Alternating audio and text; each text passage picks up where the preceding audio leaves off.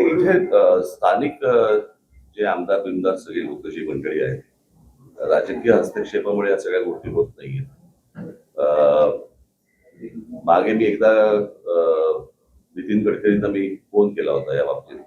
मी त्याला विचारलं होतं, मी एकदा बोललो पण होतो आणि गडकरींनी मला याचं उत्तर दिलं होतं की कॉन्ट्रॅक्टर कंटाळून निघून गेले. आता नितीन गडकरी जे या रस्ते आणि या सगळ्या गोष्टींचे केंद्रीय मंत्री आहेत, ते जर समजा कोकणातल्या कंत्राटदारांबद्दल कंटाळून निघून गेले असं जर म्हणत असतील तर ते कंटाळले कोणामुळे, कशामुळे कंटाळले?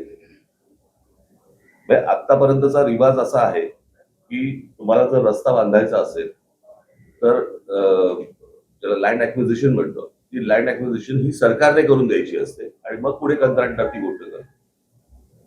हे सगळे रस्ते करत असताना प्रत्येक वेळेला हाच प्रॉब्लेम आलेला आहे की जागा संपादित केलेली नाही, कंत्राटदाराला कंत्राट देऊन मोकळे झाले, पैसे गेलेत, पैशातनं त्यांचे टक्के गेलेले आहेत आणि रस्ता तिकडेच आहे. हे वर्षानुवर्ष याच गोष्टी होत आल्या, अशाच होत आहेत. आता नवीन बांधलेल्या रस्त्यावर मी आलोय, काय अवस्था आहे नवीन बांधलेल्या रस्त्याची?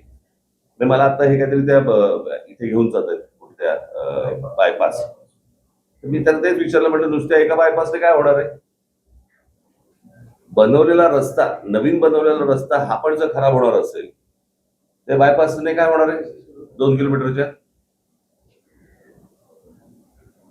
काय आपण राज्य म्हणून हे माझ्या राज्यातलं आहे, हे नीट व्हायला पाहिजे, चांगलं व्हायला पाहिजे, याच्या दृष्टिकोनातनं विचार न करता याच्यातनं टक्के किती मिळतील या गोष्टींवरती जास्ती विचार आहे. आमच्या जमिनी कशा विकल्या जातील, जमिनी घेऊन ठेवायच्या, हेच व्यवहार नुसते सुरू आहे. तो बाकी काय सुरू आहे मला जरा सांगा महाराष्ट्रात? आता हे तिसऱ्या मुंबईचं केलंय, बरोबर आहे. आता हे तिसरे मुंबई हे सगळ्यात जास्ती महत्वाचं आहे. ही तिसरी मुंबई आता काय, तिसरी मुंबई काय, दुसरी मुंबई काय चालू आहे, त्या तिसऱ्या मुंबईची जाहीर केली. आता मी तुम्हाला साधी गोष्ट फक्त वाचून दाखवतो. त्या तिसऱ्या मुंबईमध्ये काय गोष्टी येणार आहेत तर इथे educational city, medical city, sports city, data centre, global capability centre, संशोधन संस्था आणि बीकेसी पेक्षाही मोठं व्यावसायिक केंद्र उभारलं जाणार आहे. आंतरराष्ट्रीय विद्यापीठ, जागतिक तंत्रज्ञान कंपन्या आणि उच्च मूल्य सेवा उद्योगांना आकर्षित करण्याचा प्रयत्न सुरू आहे. म्हणजे इथे कोण तिसऱ्या मुंबईमध्ये तुम्हाला काय आणायचंय ते महाराष्ट्राला माहिती आहे का? महाराष्ट्राची मुलं मुली तयार आहेत का या गोष्टींसाठी? म्हणजे आपल्याकडचा जो कोणी शेतकरी आहे, आपल्याकडचा जो कोणी जमीनधारक जो आहे, तो फक्त माझी जमीन मालक एवढाच राहणार आणि त्याच्या समोर ही तिसरी मुंबई उभी राहणार, ह्याला काही करायचंय ते, आणि तो फक्त बघत राहणार. म्हणजे या संपूर्ण पेण, पनवेल, उरण या सगळ्या भागातली जी रायगड जिल्ह्यातली जी मुलं आहेत, मुली आहेत, त्यांना काही सांगणार आहोत का आपण? त्यांना काही तयार करतोय का आपण की परत बाहेरच्या राज्यांमधून लोक येणार, पुन्हा इथे नवीन वसाहत होणार? आज जे पुण्याची वाट लागली आहे, जी आपल्या बाकीच्या शहरांची जी वाट लागते, बाहेर कळतंय, बाहेरच्या राज्यांमध्ये कळतंय की काय होणार आहे, त्याप्रमाणे त्यांच्या पोरापोरींना तयार करतायत ते आणि महाराष्ट्रात पाठवत आहेत. आणि आमच्या महाराष्ट्रातल्या मुला मुलींना काही माहित नाही की इथे काय होणार आहे, काय घडणार आहे. त्यांना कोणतीही गोष्ट सांगितली जात नाहीये की बाबा तुम्ही कुठच्या गोष्टींच्या तयारीला लागा, आपल्याकडे काय गोष्टी येणार आहेत, काही माहिती नाहीये. शहरं उभी करायची, रस्त्यांची वाट लावून टाकायची, त्याच्यामध्ये जमिनी विकायच्या आणि जमिनी विकणे एवढा एकमेव धंदा महाराष्ट्रात सुरू आहे. कोकणात तर सर्वात जास्ती. कधी कधी वाटतं आता कुठच्याही डेव्हलपमेंटला विरोध करण्यासारखं काही नाहीये, परंतु कोकणाची परिस्थिती पाहिली तर डेव्हलपमेंट नको अशी परिस्थिती आहे आज. कारण ती जर समजा स्थानिक लोकांच्या जर वाट्याला येणार नसेल तर ही डेव्हलपमेंट काय करायची? म्हणजे स्थानिकांच्या काय म्हणतो त्याला जीवावरती ह्या सगळ्या गोष्टी उभ्या करायच्या, त्यांच्याकडनं जमिनी घ्यायच्या आणि त्यांना उद्ध्वस्त करायचं. हा जो जमीन मालक आहे हा काय करेल मला जरा सांगा ह्याच्या पुढे? त्यांची मुलं पोरं पोरी काय करतील?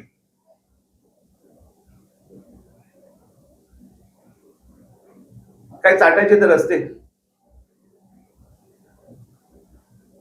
आमच्याकडची जमीन, आमच्याकडचं पाणी, आमच्याकडची वीज, आणि ह्याच्यावर पोचले कोण जाणार? बाहेरचे. महाराष्ट्रामधल्या मुलामुलींच्या उपयोगाची जर समजा प्रगती, डेव्हलपमेंट ही जो होत नसेल, काय चाटायची ती प्रगती?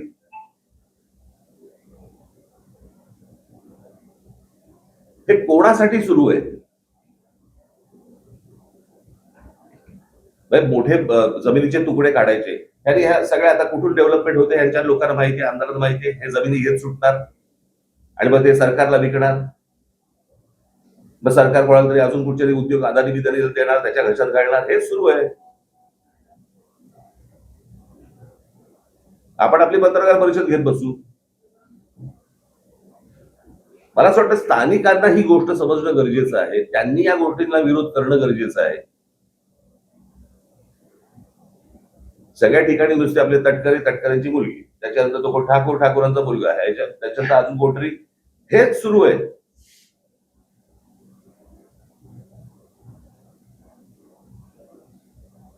आणि आमच्या लोकांना समजत नाहीये की काय प्रकारचं पुढे काय त्यांच्या समोर आयुष्यात वाढून ठेवलेलं आहे.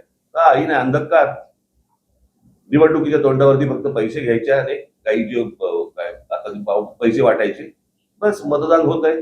आमदार निवडून येत आहेत, खासदार निवडून येत आहेत, आमच्या पायाखालच्या जमिनी जात आहेत, जाऊ दे. असाच महाराष्ट्र विकला जाणार.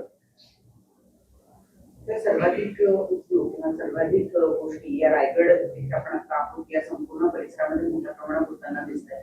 पण इथेच पालकमंत्री पदावरून वाद सुद्धा सातत्यानं, मला ते फालतू गोष्टी आहेत, अत्यंत फालतू गोष्टी आहेत. पालकमंत्री, पालक म्हणजे कोण? आईबाप ना. त्यांना आईबाप मानायचे का? माझं मत आहे, सरकार नावाची एक गोष्ट असते. सरकारने ह्या गोष्टींचे निर्णय घ्यायचे असतात. सरकारने आपल्या लोकांचं जे काही हित आहे ते सांभाळायचं असतं. हे काय पालकमंत्र्याचं काम नाहीये ना. म्हणजे आता त्या सिंगापूरच्या कुठच्याही कंपनीला सांगितलेलं की 30 आठवड्याच्या आत आम्हाला संपूर्ण आराखडा आखून द्यायचा आहे. माहितीये का रायगडला? आमच्या मुलामुलींना माहिती आहे का? उद्या इथे कोणत्या प्रकारचे जॉब्स येणार आहेत, काही कल्पना आहे का आपल्याला? काही माहिती नाहीये.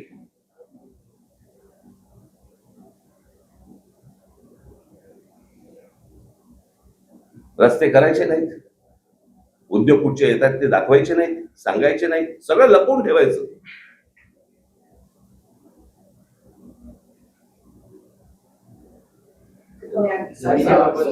सोयीस्कर सर्वसामान्य लोकांना अंधारात ठेवलं जाते. अर्थातच. मग म्हणजे काय, ते कोणाच्या ते उद्योगपतींच्या हिताचं सगळं सुरू आहे ना. अजून काय सुरू आहे? साहेब 1 जून 2026 पर्यंत हे सगळं काम होईल अशी ग्वाही सुमित तटकरेंनी दिली होती. मंत्री भरत गोगावले यांनी पाहणी सुद्धा केली होती. 15 वर्ष ऐकतोय ना आपण. हे किती वाया झाले आतापर्यंत? आता ही परिस्थिती आहे, बरोबर आहे. परत तुम्ही उद्या येणारच आहात गणपतीच्या वेळेला. मग आमच्या चाकरमानी कसे अडकले आहेत आणि मग कसे खड्डे पडले आहेत. वर्षानुवर्ष ते, मला असं वाटतं 15 वर्षापूर्वीचं फुटेज काढून जरी तुम्ही आता दाखवलं तरी तेच आहे. नवीन कशाला पाहिजे तुम्हाला? यावर्षी ते चित्र आहे, पण अनेक चाकरमानी रस्ता खराब असल्यामुळे ट्रेनचा पर्याय घेतात. अजूनपर्यंत 30 गोष्ट सुरू आहे असं वाटतं का तुम्हाला? 30 गोष्ट म्हणजे गेली, मला असं वाटतं स्वातंत्र्य मिळाल्यापासून तेच सुरू आहे ना. आपल्याकडे अजूनही कोणत्या प्रकारचे नवीन विषयच आहेत काय निवडणुकीला? आम्ही नोकरी देऊ, आम्ही पाणी देऊ, आम्ही रस्ते देऊ, हेच सुरू आहे अजून. मी मागे एकदा माझ्या मुलाखतीमध्ये मी सांगितलं होतं, मी एकदा स्वित्झर्लंडला गेलो होतो, बरीच वर्ष झाली त्याला. आणि तिथे गेल्यानंतर मला सगळी तो देश फिरत असताना मला पहिला प्रश्न पडला, तिथला विरोधी पक्ष भांडतो कशावर? सगळं सुंदर आहे, सगळ्या नोकऱ्या आहेत, गाड्या आहेत, सगळं छान आहे. तर तिकडचा विरोधी पक्ष काय म्हणतो? काय देऊ? आपल्याकडे हेच सुरू आहे. वर्षानुवर्ष आपण त्याच विषयांवरती निवडणुका लढतो, तेच विषय सुरू आहेत. काही त्याच्यामध्ये बदल नाही. सर, मुंबईवरती बोलतात परंतु मुख्यमंत्र्यांकडून असं वारंवार सांगितलं जातं जेव्हा कुठे विकास होत असेल तेव्हा सुरुवातीला विरोधकांकडून विरोधच होतो, त्यानंतर अरे विकासाला विरोध नाहीये, माझं म्हणणे माणसांना अंधारात ठेवू नका. इथल्या मुलामुली आपण तेच बोलतोय का? सर एक प्रश्न. माणगाव आणि रोहा यामध्ये मुंबई दिल्ली कॉरिडॉर येणार होते आणि त्यासाठी शेतकऱ्यांची सुरुवातीला भूसंपादन जागा काढण्यात आली आणि तेव्हा सांगण्यात आलं होतं की रासायनिक जे कारखाने आहेत ते येणार नाही. मात्र आता प्रत्यक्षात जे आहेत ते रासायनिक कारखाने अरे येतील. मी मागे पण एकदा इथे कोकणामध्ये आलो असताना मी म्हटलं होतं की तुम्ही हे जे उद्योग येत आहेत यांच्यामध्ये पार्टनर व्हा. कळलं का? तुम्ही जमिनी विकून तुमचा विषय संपला. आपण एक त्यातलं सुंदर उदाहरण जर समजा आपण बघितलं तर पुण्यामध्ये मगरपट्टा, बरोबर आहे. सगळे शेतकरी एकत्र आले, सगळ्या शेतकऱ्यांनी मिळून एक मोठ्या प्रकारचा एक प्रकल्प उभा केला, बरोबर आहे. ते जमीन मालकही राहिले आणि प्रकल्पाचे मालकही राहिले. मग ही गोष्ट आपल्या महाराष्ट्रात इतर ठिकाणी काय नाही होत?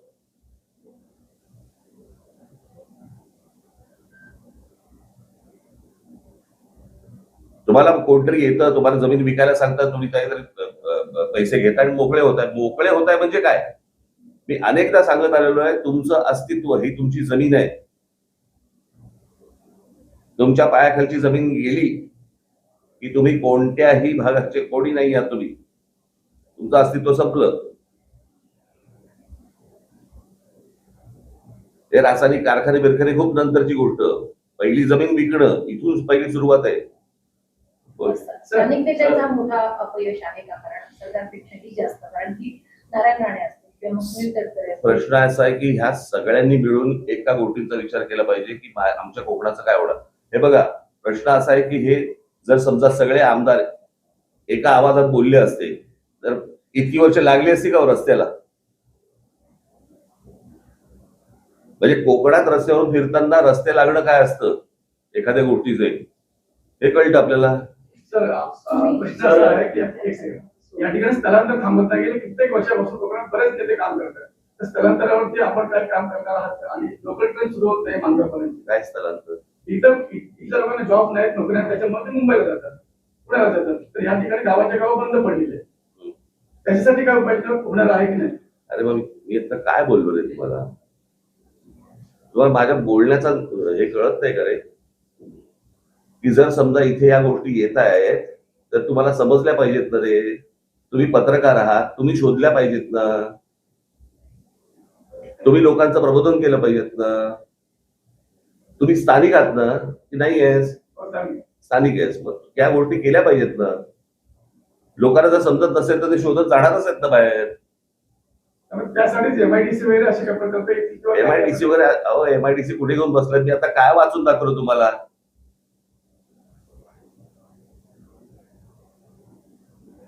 सरकारचं इथे काय आणायचं चालू आहे आणि इथल्या लोकांना, स्थानिकांना माहिती नाहीये इथे काय येणार आहे.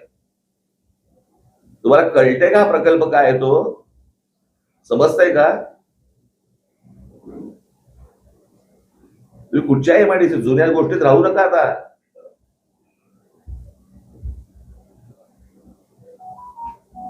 सर, मुंबई गोवा महामार्गावर खारपाडा आहे आणि सुटेली खिंड अशा 40 किलोमीटरच्या अंतरामध्ये टोल आहे आणि त्याचा प्रदंड मोठा पडणार आहे.